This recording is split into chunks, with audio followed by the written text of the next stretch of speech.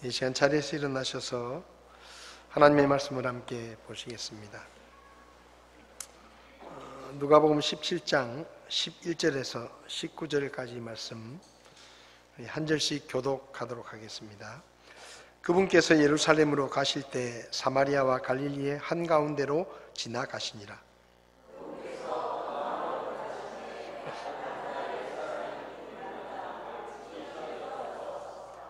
목소리를 높여 이르되 예수님이여 선생님이여 우리에게 긍휼을 베푸소서 하거늘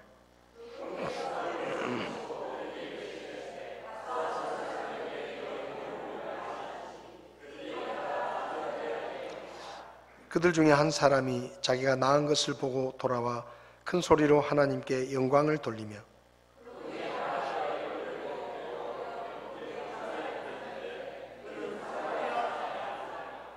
예수님께서 응답하여 이르시되 10사람이 정결하게 되지 아니하였느냐? 그런데 그 9사람은 어디 있느냐?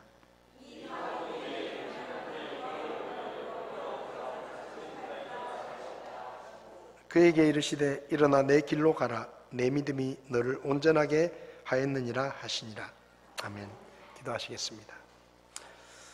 살아계신 하나님 아버지, 하나님의 말씀이 기록된 성경책을 우리에게 주시고 성경책을 읽을 때마다 그것이 하나님의 말씀임을 알게 하시며 또 믿고 순종하게 하셔서 지금까지 하나님의 은혜 가운데 살게 하시니 감사를 드립니다. 하나님이 우리에게 주신 말씀들을 저희가 즐겨 묵상하게 하시고 그 말씀을 진리로 믿게 하시며 순종함으로 하나님께서 약속하신 놀라우신 축복들을 더 많이 받아 누리는 풍성한 삶을 살게 저희들을 도와 주시옵소서.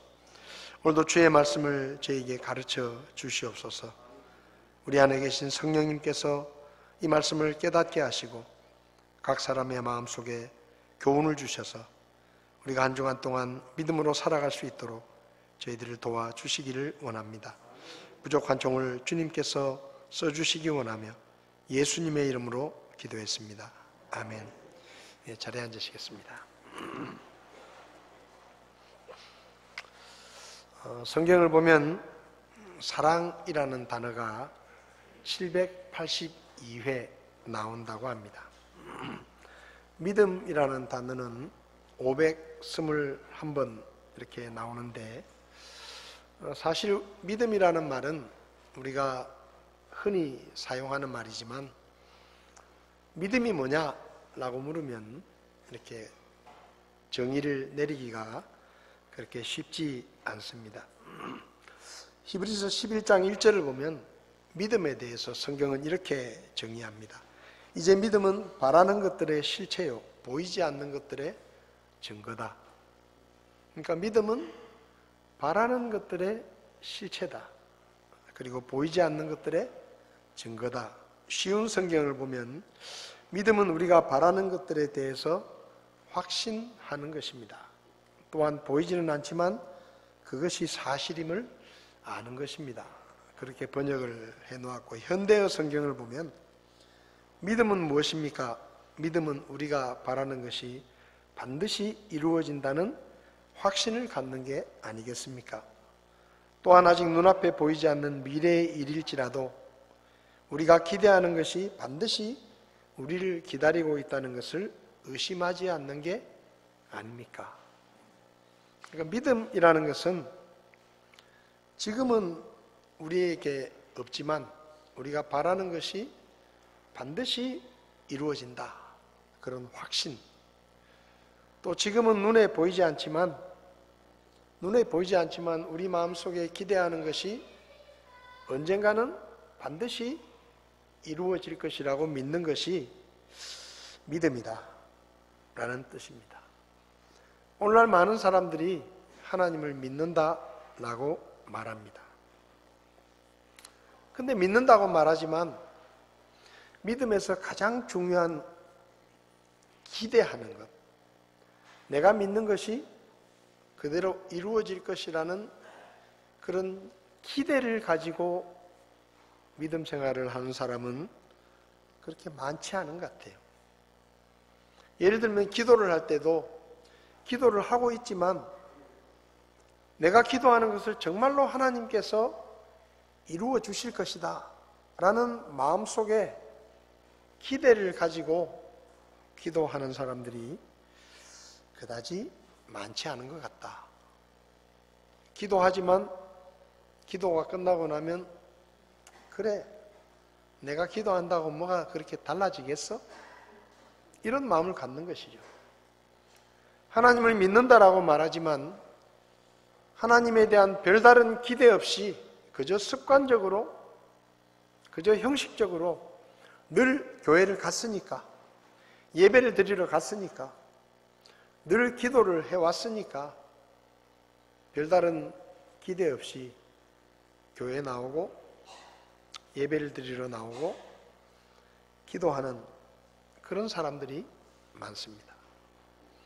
오늘 여러분들은 아침에 교회로 출발을 하면서 예배를 드리러 나오면서 어떤 기대를 가지고 오셨습니까? 매주 가는 교회니까, 그냥 주일이니까, 교회 가야 되는 시간이니까 별다른 기대 없이 교회 가야지, 그런 마음으로 교회에 오는 사람들이 많아요. 오늘 본문에 나오는 10명의 나병 환자들은 우리가 가져야 할 믿음이 어떤 믿음인지를 우리에게 보여주고 있습니다. 이 나병 환자들의 믿음을 통해서 우리가 첫 번째로 배우는 것은 우리에게 기대하며 기도 구하는 믿음이 있어야 된다. 우리가 하나님 앞에 기도할 때 기대하면서 기도해야 된다. 기대하면서. 그냥 습관적으로 기도하는 것이 아니라 내가 기도하면 하나님이 내 기도를 들으시고 분명히 내가 기도한 것을 이루어 주실 것이라는 그런 기대가 있어야 한다는 것입니다. 오늘 본문은 예수님께서 십자가에 못 박히시기 위해서 마지막으로 예루살렘으로 가시던 길에 있었던 사건입니다. 그러니까 예수님께서 유대 지방의 북쪽 지방인 갈릴리 지방에서 이제 남쪽에 있는 예루살렘까지 여행을 하시는데 이 길이 마지막 길이에요. 마지막으로 예루살렘에 가서 붙잡히시고 십자가에 못 박혀 돌아가시려고 이제 예루살렘으로 가는 마지막 여정을 출발하십니다. 당시 정통 유대인들은 유대 북부지방이나 남부지방에서 북부지방이나 남부지방으로 여행을 하려고 할 때 가운데 지역에 있는 사마리아라는 지역이 있는데 그 사마리아 지역을 지나가지 않습니다.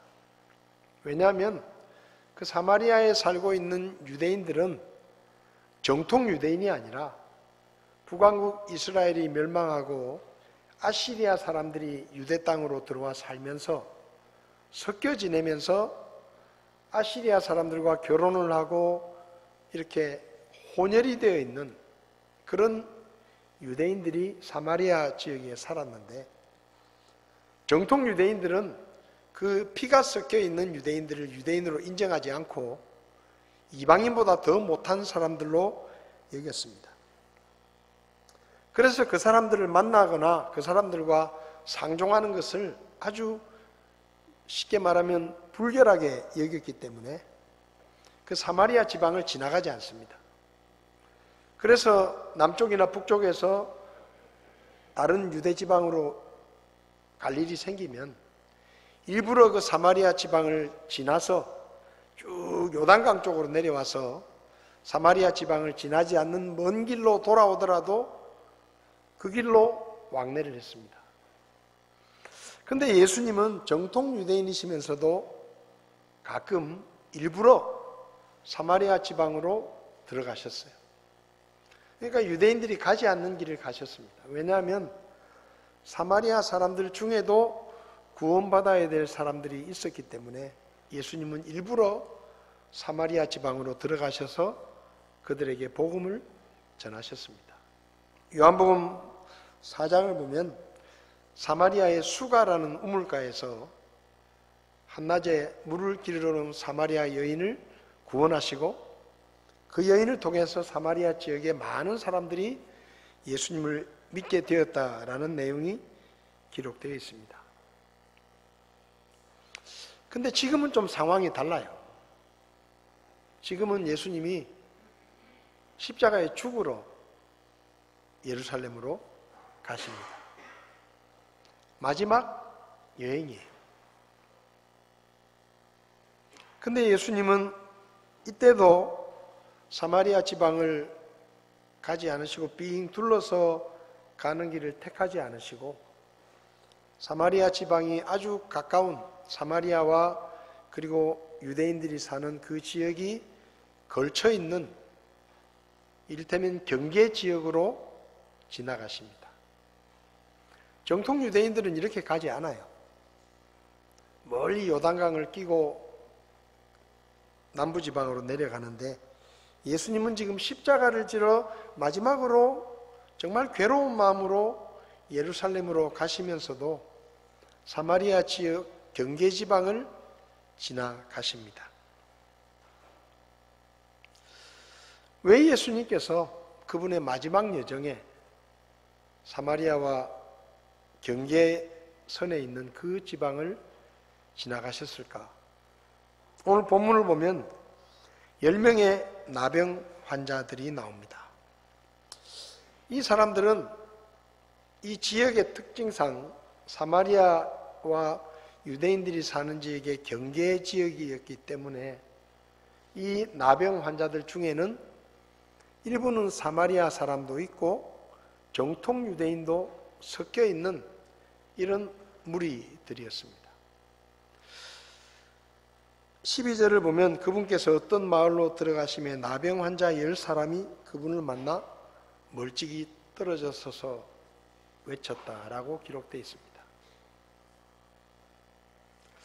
예수님 당시에 나병 환자들은 요즘은 이 나병을 한센병이라고 하는데 이 나병은 피부에 피부 반점이 생기고 점점점 그 반점이 커지면서 살이 썩어 들어가고 피부가 벗겨지고 진물이 나고 그리고 심할 경우에는 손가락 발가락이 막 떨어져 나가는 그런 아주 흉한 병이었습니다.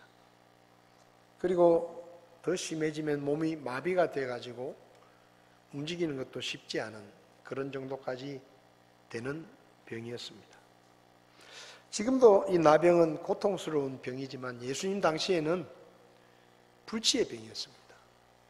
아무도 고칠 수 없는, 의사들도 고칠 수 없는 그런 불치의 병이었습니다. 그리고 전염이 되는 병이었기 때문에 이 나병에 걸리면 가족들과 같이 지내지 못하고 도시 밖으로 쫓겨나서 도시 밖에 이 나병 환자들끼리 모여 사는 동네에 사는 것이 그 시대의 나병 환자들의 모습이었습니다. 그리고 이 사람들은 마음대로 어디 다닐 수가 없어요. 사람들이 많이 모여 있는 곳에 이 사람들이 가면 돌에 맞아 죽습니다. 그리고 길을 가다가 저쪽에서 사람들이 오면 이 사람들은 소리를 질러야 돼요. 나는 나병 환자입니다. 왜 소리를 지르는가 하면 저쪽에서 오는 사람이 나병 환자들과 마주치지 않게 하기 위해서 우리는 나병 환자입니다 라고 소리를 지르면 저쪽에서 오던 사람들이 피해가는 거예요. 그 정도로 이 나병 환자들은 불편하고 고통스러운 삶을 살았습니다. 지금 본문에 나오는 이 10명의 나병 환자들도 도시에서 쫓겨나가지고 자기들끼리 도시 밖에서 외딴 곳에서 모여 있었을 것입니다. 근데 예수님께서 지나가실 때 이 10명의 나병 환자가 예수님을 만났다라고 성경은 기록하고 있는데 이 성경을 보면 예수님께서 이 나병 환자들이 모여 있는 외딴 곳에 가까운 지역으로 지나가셨기 때문에 이 만남이 가능했다라는 것을 우리가 알 수 있습니다. 만약에 예수님께서 보통 사람들이 가는 것처럼 그냥 도시로 바로 들어가셨으면 이 나병 환자들은 아주 외딴 곳에 따로 살았기 때문에 예수님이 오신다는 것을 알지도 못했을 것이고 보지도 못했을 거예요. 근데 이 사람들이 자기들끼리 모여 있는데 예수님이 지나가시는 것을 보고 소리를 질렀다라는 이야기는 예수님께서 일부러 이 사람들이 모여 있는 그 지역까지 가까이 오셔서 눈으로 볼 수 있는 길을 지나가셨다라는 뜻입니다. 그러니까 예수님께서 마지막으로 예루살렘으로 가시면서 이 사마리아와 유대 지방의 경계 지역을 지나가신 이유는 이 10명의 나병 환자들을 만나 주시기 위해서요. 그러니까 예수님이 찾아가신 것입니다. 10명의 나병 환자가 예수님을 찾아온 것이 아니라 예수님께서 일부러 그 사람들이 볼 수 있는 길로 지나가신 거예요. 16절을 보면 그분의 발 앞에 얼굴을 대고 엎드려 그분께 감사를 드렸는데 그는 사마리아 사람이더라. 10명 중에 병고침을 받은 10명 중에 한 명이 돌아와서 예수님께 감사를 드렸는데 그 사람이 유대인이 아니라 사마리아 사람이더라 라고 말씀합니다. 다시 말하면 이 지역은 사마리아와 유대 경계 지역이었기 때문에 이 10명의 문둥병자들은, 이 나병 환자들은 다 유대인이 아니고 유대인도 있고 사마리아 사람도 섞여 있는, 어차피 다 환자니까 섞여 있는 사람들이었습니다. 정통 유대인들은 멀쩡한 사마리아인도 만나려 하지 않습니다. 근데 예수님은 사마리아 사람 중에서도 나병이라는 고약한 병에 걸려있는 이 사람도 만나 주시려고 일부러 이 지역으로 지나가신 겁니다.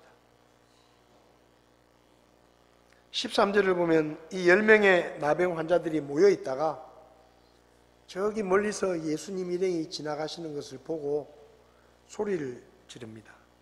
예수님이여 선생님이여 우리에게 긍휼을 베풀어 주십시오. 우리를 좀 불쌍히 여겨 주십시오.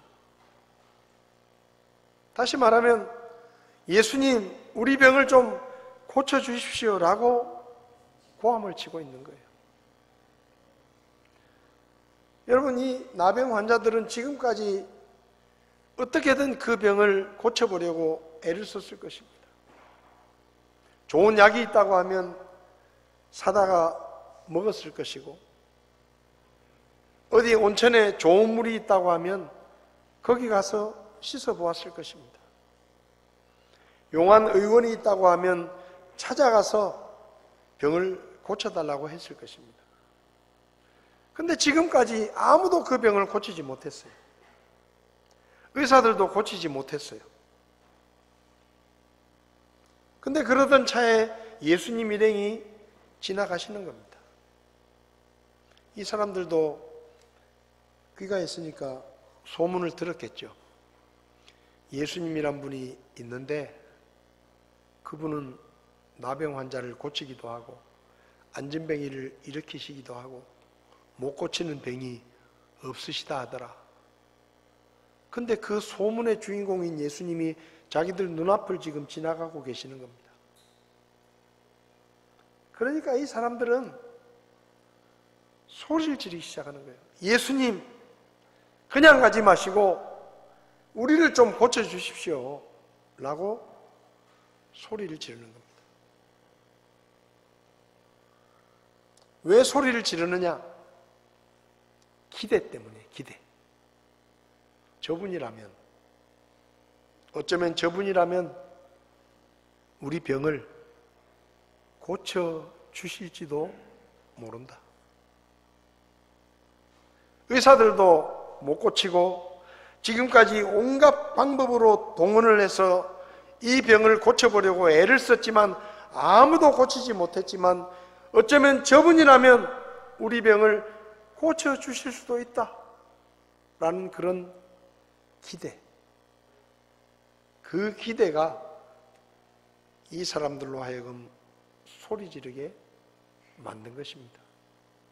예수님이 지나가지만 별 기대가 없으면 소리 지를 이유가 없습니다. 지나가는갑다 하고 구경만 하면 돼요. 근데 이 10명의 나병 환자들 속에는 예수님에 대한 기대가 있었습니다. 저분이라면 우리를 고쳐 주실 수도 있다. 어쩌면 이것이 우리 인생의 마지막 기회인 줄도 모른다. 저분을 그냥 보내버리면 우리의 병은 고칠 수가 없다. 저분이라면 우리의 이 고약한 병을 고쳐 주실 수도 있다 라는 기대를 품고 이 사람들은 소리를 지릅니다. 여러분은 기도할 때 정말로 하나님께서 내 기도를 들으시고 내가 기도한 것에 응답해 주신다는 기대를 가지고 기도하십니까? 그냥 기도하고 있지는 않습니까? 내가 기도해도 크게 달라지지는 않겠지만 그래도 성경에 기도하라 그랬으니까 기도 한번 해보지. 사람들이 재밌어요. 뭐가 재밌는가 하면 어떤 일이 딱 터지면 처음부터 기도하는 사람들 많지 않아요. 처음에는 자기 나름대로 인간적인 방법을 동원합니다. 그 일을 해결하기 위해서 이렇게도 해보고 저 사람한테 부탁도 해보고 이렇게도 해보고, 그리고 뭔가 잘 안 되면 그때 이렇게 말해요. 기도나 한번 해볼까? 그러니까 어떤 문제가 생겼는데 내가 그 문제를 해결하려고 이렇게 저렇게 애를 쓰고 여러 가지 방법을 동원하고 이 사람 저 사람한테 부탁을 해도 안 되면 그제서야 비로소 하나님께 기도나 한번 해볼까? 이렇게 생각하는 거예요.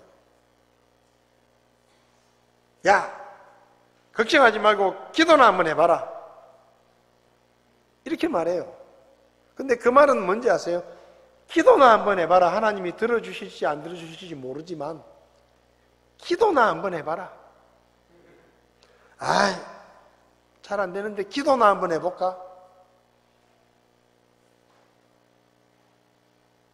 별 기대가 없다는 얘기예요.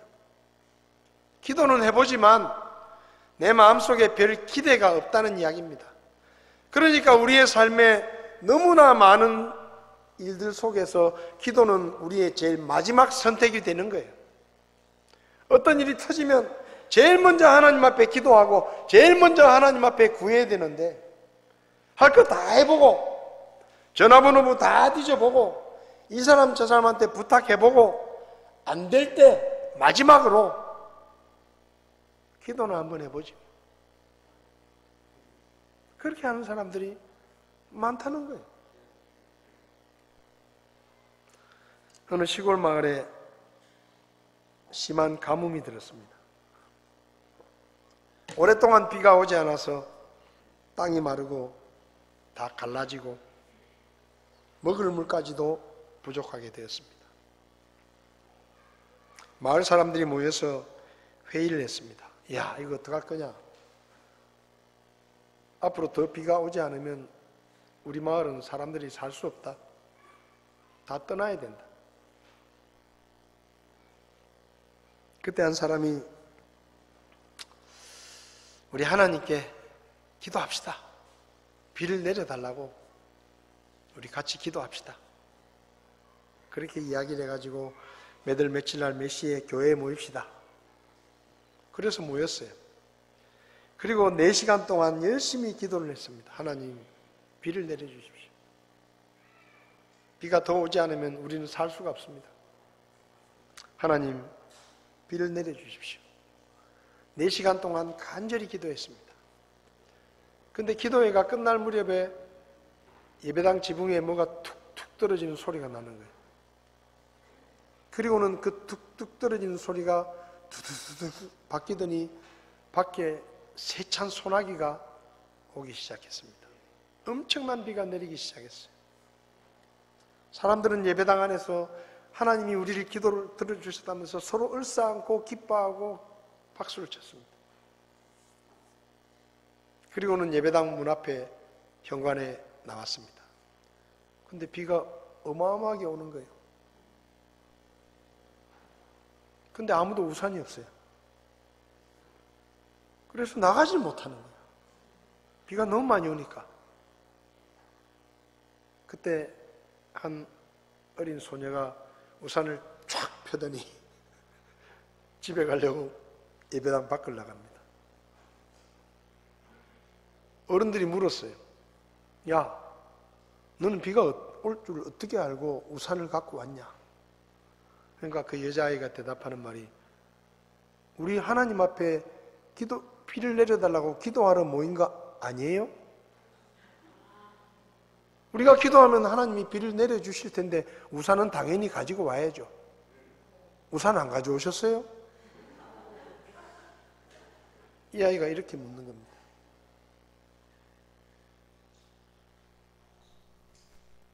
우리가 기도하면 하나님이 뭔가 우리에게 응답해 주실 것이라는 기대, 그 기대가 우산을 가지고 나오게 만든 거예요. 어른들은 별 기대가 없는 거예요. 기도해봤자 설마 비가 오겠어? 우리가 기도한다고 뭐가 달라지겠어? 그래서 어른들은 비를 내려달라고 기도하러 모였지만 기도해도 비가 안 올 거라는 생각 때문에 빈손으로 온 거예요. 근데 이 여자아이는 우리가 기도하면 하나님이 우리를 기도를 들어주실 것이고 비가 올 것이다 라는 기대를 가지고 온 겁니다. 비가 오면 우산이 필요하니까 들고 온 거예요.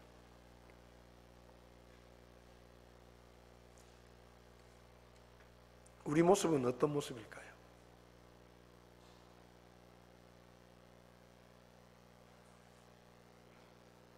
우리는 하나님 앞에 기도하지만 별 기대 없이 기도하고 있지는 않은지,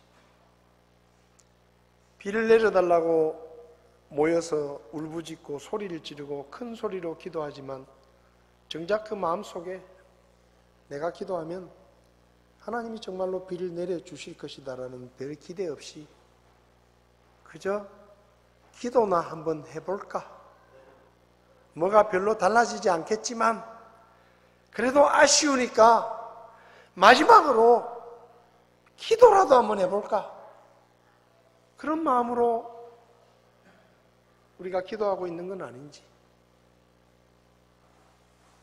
예수님, 우리를 불쌍히 여겨주십시오. 우리를 고쳐주십시오. 소리치고 있는 이 나병 환자들, 보통 사람에게도 소리를 지른다는 것은 쉬운 일이 아닌데 이 나병 환자들에게 몸이 비틀어지고 피부가 벗겨지고 진물이 나고 온통 고통스러운 상황 속에서 소리를 지른다는 것은 기대 없이는 할 수 없는 일입니다. 기대가 있어요. 예수님을 향한 기대. 저분이라면 우리 병을 고쳐주실지도 모른다라는 기대. 그 기대 때문에 이들은 외치고 있는 것입니다. 우리는 수많은 기도를 하나님께 드립니다. 그런데 기대가 있느냐 이 말이에요. 내가 기도하면 하나님께서 응답해 주실 것이라는 기대. 내가 병든 사람을 위해서 기도하면 하나님께서 그를 낫게 해 주실 것이다라는 기대. 내가 필요한 것을 구하면 하나님께서 나에게 채워주실 것이라는 기대. 내가 우리 아이들을 위해서 기도하면 무언가 하나님께서 그들의 삶에 변화를 일으키실 것이라는 기대. 내가 이 나라를 위해서 기도하면 무언가 하나님께서 이 나라의 변화를 가져오실 것이라는 기대, 그런 기대가 우리에게 있느냐는 거예요.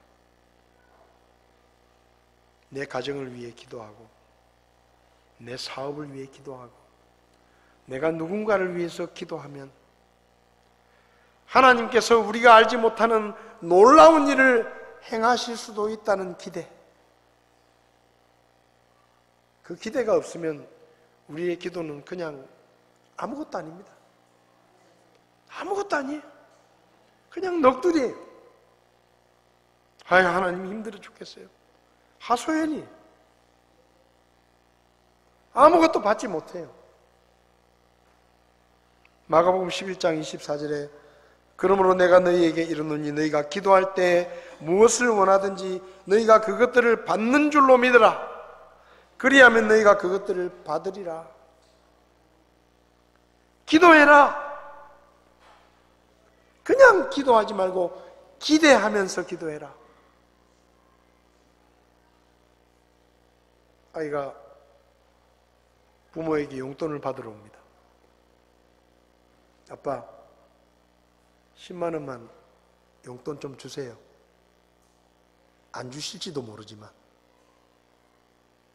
그렇게 이야기하면 용돈 주고 싶겠어요? 아빠, 10만 원만 용돈 좀 주세요. 제가 용돈이 필요해요. 아빠 꼭 주실 거죠? 이렇게 말하는 사람과 아빠, 10만 원 용돈이 필요한데 뭐 주고 싶으면 주고 말란 마세요. 그렇게 얘기하는 두 자식에게 부모가 어떻게 하겠습니까? 다르지 않겠어요? 예수님, 우리를 좀 고쳐주십시오. 안 고쳐주셔도 할 수 없지만 그렇게 외치는 게 아니에요. 그렇게 생각하면 외칠 필요가 없어요. 힘들게. 근데 이 사람들은 지금 자기들 인생의 마지막 기회인 것처럼 이 기회를 놓치면 다시는 우리가 고침을 받지 못할 것이다라는 간절한 기대를 가지고 소리치는 겁니다. 우리에게 이런 믿음이 있어야 됩니다. 기대하는 믿음. 예배 나올 때 기대하는 믿음으로 예배 와야 되는 거예요.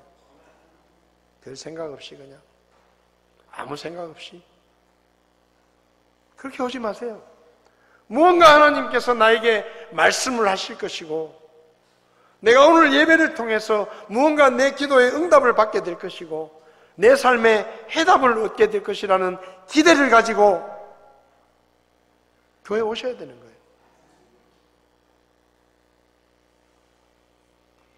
오늘날 한국교회가 이상하게 변했습니다.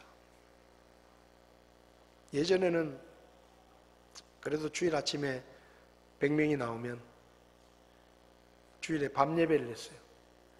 주일 밤 예배가 되면 그래도 한 70명은 나왔습니다. 수요일 밤 예배가 되면 그래도 50명은 나왔어요. 근데 요즘은 1000명 나오는 교회 수요일 날 100명도 안 나옵니다. 그게 뭔지 아세요? 예배에 대한 기대가 없는 겁니다. 기대가 없는 거예요. 예배 가봤자 시간 남는 사람이나 가는 거, 안 바쁜 사람들이나 가는 거, 별 약속이 없는 사람들이나 수요일 예배 가지 내가 나같이 바쁘고 할 일이 많은 사람이 뭐 예배 드리러 가? 예배에 대한 기대가 없는 겁니다. 친구에게 가지는 기대보다 하나님에게 기대하는 기대가 더 작은 거예요. 예배 왜 안 왔냐? 그날 친구하고 약속이 있어가지고. 하나님이 그렇게 중요하지 않은 거예요. 이렇게 변했습니다. 저는 오늘날 우리나라가 처해 있는 여러 가지 어려움이 결코 우연이 아니라고 생각합니다. 우리나라 전국에 있는 교회들이 사람들로 매 터지고 수요일 예배 때마다 사람들이 와서 하나님 앞에 부르짖고 우리 할머니, 할아버지 세대들이 정말로 교통도 좋지 않은데 2시간 걸어가서 교회 가서 예배드리고 2시간 걸어서 집으로 돌아오던 그 시대에 우리 부모님 세대들이 간절히 하나님 앞에 기도하고 글도 몰라서 성경을 읽지 못하던 우리 할머니 세대들이 열심히 교회 나가서 하나님 앞에 이 나라를 위해서 기도했던 그 시대와 지금 우리 시대가 다른 거예요. 지금 한국교회는 수요일 저녁 예배 때 텅텅 비어 있습니다. 1000명 나오는 교회 100명도 모이지 않아요. 그렇게 됐어요. 그러니 하나님이 뭘 보고 이 나라를 축복하시겠어요? 우리 믿음의 부모 세대들, 제가 강원도 삼척근방에서 군생활할 때 그 시골에 있는 침례교회 출석을 했는데 그 목사님이 교통사고가 나셔가지고 2달 동안 저보고 교회를 좀 이렇게 인도해 달라고. 그래서 제가 교회 가서 설교를 했습니다. 근데 거기 80%가 할머니, 할아버지들이. 근데 그분들이요, 제가 보니까 가니까 피아노 반주자가 없어가지고 노래가 엉망이에요. 그래서 제가 반주를 하겠다고 해서 풍금을 쳤습니다. 근데 2주 치다가 그만뒀어요. 안 맞아요, 안 맞아. 풍금 따로 노래 따로, 풍금 따로 노래 따로. 이게 뭐 도저히 안 고쳐지는 거예요. 그래서 아예 풍금을 포기하고 그냥 불렀는데 놀라운 사실이 뭔가 하면 그 할머니들 중에 글을 모르는 분들이 많아요. 근데 그분들이 찬송가를 다 외워요. 그래서 찬송가 몇 장 부르자 그러면 책도 없는데 가사를 다 틀리지도 않고 사절까지 다 부릅니다. 깜짝 놀랐어요. 성경도 웬만한 성경 구절은 다 외워요. 그 할머니들이 어쩌면 초등학교를 못 갔을지도 모르고 중학교 가는 것도 어려웠을지 모르지만 그 글도 모르는 그 할머니들이 찬송가 가사를 다 외워요. 그리고 부르면 다 불러요. 그렇게 믿음 생활한 거예요, 우리 믿음의 선배들이. 교회 가려면 버스도 제대로 없고 1시간씩 걸어가야 됩니다. 그런데도 수요일 저녁에 1시간 걸어가서 교회를 가요. 그리고 예배를 드리고 그 밤길에 1시간씩 걸어서 집으로 옵니다. 우리 믿음의 선배들이, 어머니, 아버지들이 그렇게 신앙생활을 했어요. 그렇게 뜨거웠습니다.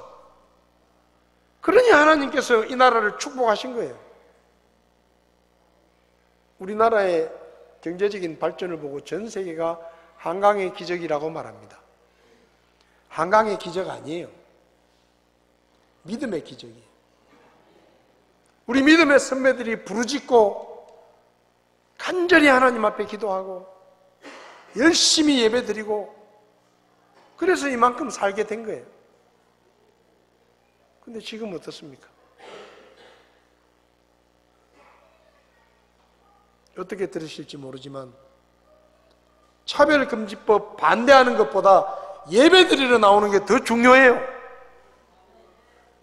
예배는 가볍게 여기면서 거기 가서 모이면 뭐합니까? 수요일날 예배당은 텅텅 비어 있는데 거기 몇십만 명이 모이면 뭐예요? 하나님이 그렇게 그런 것들을 기대하시는 게 아니에요. 하나님은 예배하는 자들을 찾으신다고 했습니다. 근데 예배하는 자들을 찾으시는데 대한민국에 있는 교회들이 수요일 저녁마다 텅텅 비는데 어떤 교회들은 아예 수요 저녁 예배를 없애버렸는데 뭘 하나님이 이 나라를 잘 되게 해주시겠어요? 기대가 없는 거예요, 기대가. 내가 예배 드리러 가도 별거 아니더라, 이거예요, 별거 아니더라. 하나님 앞에 간절한 기대가 없는 것입니다. 기도도 별로 안 합니다. 왜요? 기대가 없거든. 그래서 기도나 해볼까?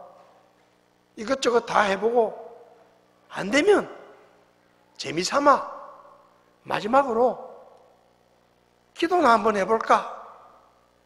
그러고 사는 거예요. 어떤 일이 생기면 제일 먼저 하나님께 기도해야 되겠다. 하나님이 응답하시니까.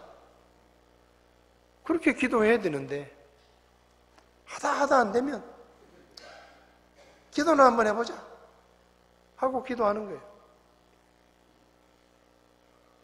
여러분, 믿음은 기대하는 것입니다.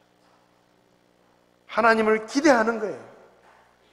내 기도를 들으시는 분이 살아계신 하나님이시고, 내 기도를 들으시는 분이 반드시 응답하시는 하나님이시고, 내 기도를 들으시는 하나님이 내가 기도한 그것을 나에게 주실 수 있는 능력의 하나님이시다라는 기대가 우리로 하여금 기도하게 만드는 겁니다. 그런 기도가 응답받는 거예요. 그리고 두 번째로 이 나병 환자들을 통해서 우리는 기대하며 순종하는 믿음을 가져야 한다는 것을 배웁니다. 14절을 보면 이 나병 환자들이 우리를 불쌍히 여기십시오라고 소리를 지를 때 그분께서 그들을 보시고 그들에게 이르시되 가서 제사장들에게 너희 몸을 보이라 하시니. 예수님께서 말씀하십니다. 소리를 지르는 그들을 향해서 가서 제사장들에게 너희 몸을 보여라. 끝이에요. 그게 다예요. 제사장들에게 가서 너희 몸을 보여라. 더 이상의 말씀이 없습니다. 이 사람들은 예수님께 소리를 질렀습니다. 우리를 불쌍히 여겨주시고 우리를 좀 고쳐주십시오. 그러면 뭔가 예수님이 가까이 오셔서 자기들 몸에 손을 대시고 기도라도 해주시든지, 아니면 뭔가 비상한 약을 꺼내가지고 연고를 좀 발라주시든지, 뭐 그럴 줄 알았을지 몰라요. 그런 것들을 기대했을지 모릅니다. 근데 예수님은 아무 행동도 안 하시고 그냥 말만 하십니다. 그래, 알았다. 가서 제사장들에게 가서 너희 몸을 보여라. 예수님이 말씀하셨을 때 병이 낫기 시작한 게 아니에요. 똑같아요.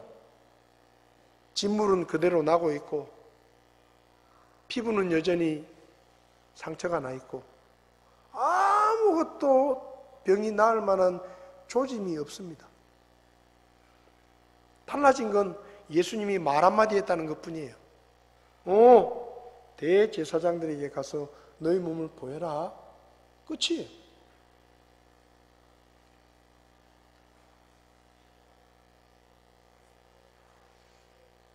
만져주시는 것도 아니고 무슨 약을 발라주시는 것도 아니고 붙잡고 기도를 해주시는 것도 아니고 그냥 남 보듯이 그래, 가서 제사장들에게 몸을 보여. 그게 다예요? 다야. 안 만져주세요? 가봐. 약 없어요? 가보라니까. 기도도 안 해주세요? 가보라니까. 끝이에요. 여러분 같았으면 어떻게 하시겠습니까? 아무것도 달라진 게 없어요. 병이 낫는 느낌도 없어요. 그냥 무턱대고 아직도 진물이 막 흘러나오고 있는데 제사장들에게 가서 몸을 보여라. 장난칩니까? 네? 무시하는 거예요. 그래도 그 정도 소리를 질렀으면 와서 만져주기라도 해야지.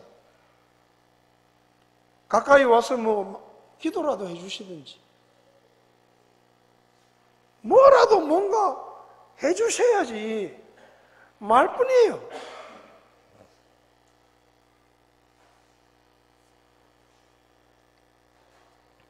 병이 하나도 낫지 않았습니다. 나아질 조짐도 없습니다. 괜히 제사장들에게 갔다가 병이 낫지 않으면 헛고생하는 거예요. 그렇잖아요. 움직이는 것도 힘들어 죽겠는데 그 제사장 있는 성전까지 걸어가가지고 거기서 제사장들에게 우리 왔어요, 병이 나았어요 하고 왔는데 낫긴 뭐가 났어? 돌아가! 어디 싸돌아다니고 있어? 그러면 개고생이에요. 개고생. 그렇잖아요. 말뿐이잖아요, 말.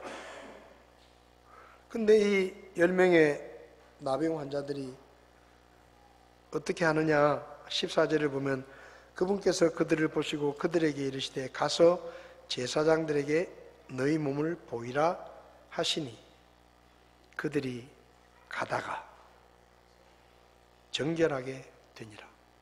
갑니다. 가요. 무식하게 가요. 그 말만 믿고 가서 제사장들에게 몸을 보여라. 약을 발라준 것도 아니고 와서 무슨 특별 안수기도를 해준 것도 아니고 그냥 가라는 거예요. 그 말 한마디 듣고 갑니다. 왜 갑니까? 기대. 저분이 말씀하셨으니 뭔가 내 인생에 놀라운 변화가 일어날지 모른다는 기대, 그 기대 때문에 발걸음을 옮기는 거예요. 기대가 없으면 안 갑니다. 쓸데없는 소리하고 자빠졌네. 와서 만져주지도 않고 약도 발라주는 것도 아니고 기도해 주지도 않고 뭐 말뿐이야. 뭐 저 소경은 침을 바르고 흙을 발라가지고 낫게 해주셨다며. 근데 우리는 뭐야? 안전뱅이는 손을 잡아서 일으켜 주셨다며. 근데 우리는 왜 말만 해? 장난쳐? 기대가 없으면 그렇게 되는 거예요. 갈 필요가 없어요. 헛고생할 텐데. 근데 이 사람들은 기대가 있어요. 그러니까 예수님께서 가서 제사장들에게 너희 몸을 보이라니까 두 말도 하지 않고 일어서서 가는 겁니다. 그리고 가던 길에 병이 나았어요. 조금의 망설임이나 주저함이 없이 걸어갑니다. 저분이 말씀하셨으니 지금 당장은 아니지만 무언가 내 삶에 놀라운 일이 일어날 것이다라는 기대. 아무도 고쳐주지 못했던 이 병을 저분이 가서 제사장들에게 몸을 보이라 하셨으니 나를 고쳐주신다는 말씀이야. 가보자 하고 가는 겁니다. 그게 믿음이에요. 기대하는 믿음. 믿는다고 말만 하는 것이 믿음이 아닙니다. 순종하는 게 믿음이에요. 성경 말씀 딸딸딸딸 외우는 것이 믿음이 아니에요. 그 말씀대로 살려고 하는 것이 믿음이에요. 기대입니다. 왜 말씀에 순종합니까? 그렇게 말씀하신 분이 하나님이시고 내가 순종하면 그 말씀대로 될 것이라는 기대가 우리의 발걸음을 옮기는 거예요. 아무리 성경을 많이 알아도 기대가 없으면 안 해요. 지식으로 끝나는 거예요. 믿음은 기대하는 것입니다. 우리가 하나님의 말씀을 읽고 묵상하고 믿고 암송하면서도 구체적으로 순종하지 않는 이유는 기대가 없기 때문이에요. 뭐 그 말씀대로 살아봤자 뭐 달라지겠어? 히브리서 4장 12절 같이 읽어보겠습니다. 하나님의 말씀은 살아있고 권능이 있으며 양날 달린 어떤 검보다도 예리하여 혼과 영과 및 관절과 골수를 찔러 둘로 나누기까지 하고 또 마음의 생각과 의도를 분별하는 분이시니 하나님의 말씀은 살았고 권능이 있다. 믿으십니까? 기대하십니까? 하나님의 말씀은 살아있다 그랬어요. 가서 제사장들에게 몸을 보여라. 그 말씀이 살아있다고 했습니다. 믿고 기대하고 움직이면 병이 나을 수 있어요. 근데 가만히 있으면 아무것도 달라지지 않아요. 데살로니가전서 2장 13절에 이런 까닭에 우리가 또한 하나님께 끊임없이 감사를 드리면 너희가 우리에게서 들은 하나님의 말씀을 받을 때 그것을 사람들의 말로 받지 아니하고 하나님의 말씀으로 받았기 때문이니 진실로 그러하도다. 그 말씀이 또한 믿는 너희 안에서 효력 있게 일하느니라. 하나님의 말씀은 아무에게나 역사하는 게 아닙니다. 믿는 너희 안에서 역사하느니라. 기대를 가지고 발걸음을 옮깁니다. 가서 제사장들에게 몸을 보여라. 예, 예수님, 저희가 가겠습니다 하고 가는 거예요. 그게 믿음이에요. 말뿐이에요. 구름이라도 보여주셔야지. 뭐 징조라도 보여주셔야지. 여기 있는 짓물나는 이 피부 하나라도 낫게 해주셔야지. 그래야 제가 가지요. 그거 기대가 없는 거예요. 기대하는 사람은 말씀을 믿고 움직입니다.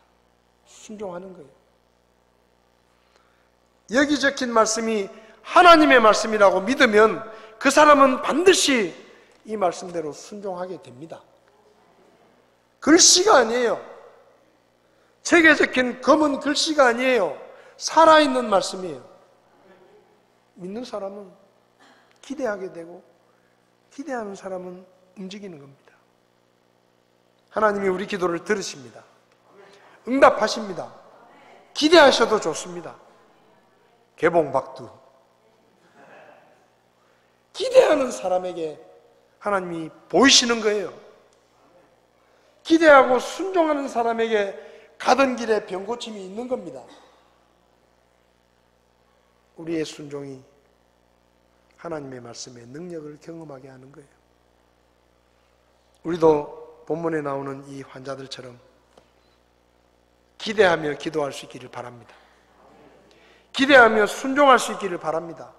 그게 믿음이에요. 자리에서 일어나시겠습니다.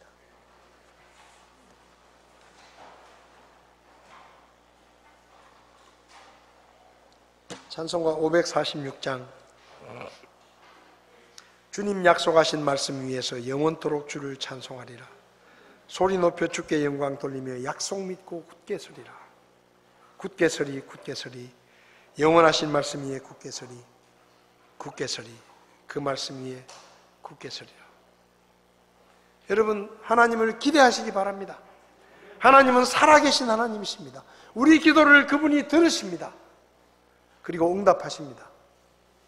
여기 적힌 말씀은 책에 있는 글씨가 아니에요. 살아계신 하나님의 말씀이에요. 역사하는 말씀입니다. 누구에게요? 기대하는 사람에게. 이 찬송 부르면서 우리 마음속에 하나님을 향한 기대와 기도를 향한 기대와 말씀을 향한 기대가 우리 마음속에 넘쳐나기를 바랍니다. 그래서 믿는다고 말만 하는 것이 아니라 기도하고 순종하는 그런 우리의 삶이 될 수 있기를 바랍니다. 546장 1절 찬송하시겠습니다.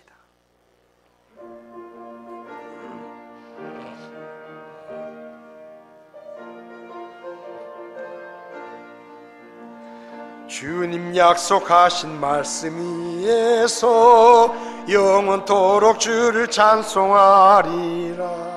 소리 높여 주께 영광 돌리며 약속 믿고 굳게 서리라. 굳게 서리. 영원하신 말씀 위에 굳게 서리 굳게 서리. 그 말씀 위에 굳게 서리라. 찬송을 멈추시고 자리에 앉으셔서 기도하시기 바랍니다. 하나님, 제 마음속에 하나님의 응답에 대한 기대를 허락해 주십시오. 하나님의 말씀에 대한 기대를 허락해 주십시오.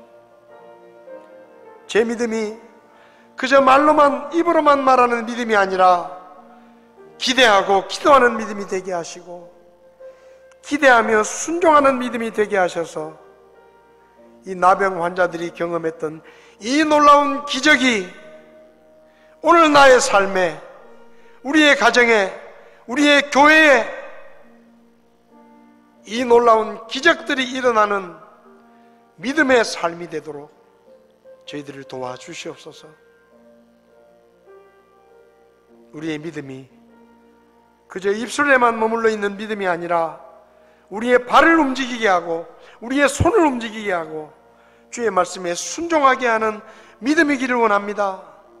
그런 삶을 살 수 있도록 믿음의 기대를 가지고 살 수 있도록, 응답의 기대를 가지고 기도할 수 있도록 하나님, 저에게 믿음을 더해 주십시오. 그렇게 살 수 있게 도와주시옵소서.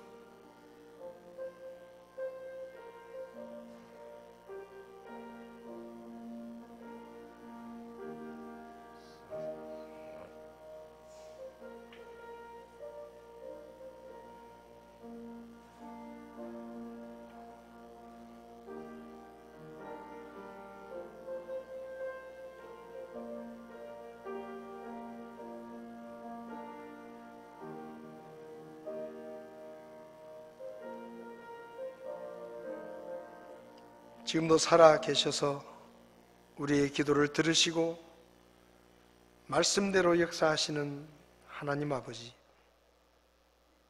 우리가 기도할 때마다 입술로만 기도하는 것이 아니라 기대하는 믿음으로 기도하게 도와주시옵소서. 우리가 말씀을 읽고 묵상할 때마다 그저 그 말씀을 믿는다고 말하는 믿음이 아니라 그 말씀이 그대로 이루어질 것을 기대하며 순종할 수 있는 믿음을 우리에게 허락해 주시옵소서. 그래서 나 자신이, 우리 가정이, 우리 교회가 우리의 기도에 응답하시는 하나님을 경험하고 말씀대로 역사하시는 살아계신 하나님을 경험하는 그런 믿음의 현장이 될 수 있게 저희를 도와주시기를 원합니다. 살아 역사하시고 지금도 우리 기도를 들으시며 말씀하신 것은 끝까지 반드시 이루시는 하나님을 우리가 믿을 수 있도록 도와주시옵소서. 예수님의 이름으로 기도했습니다. 아멘. 예배를 마치겠습니다.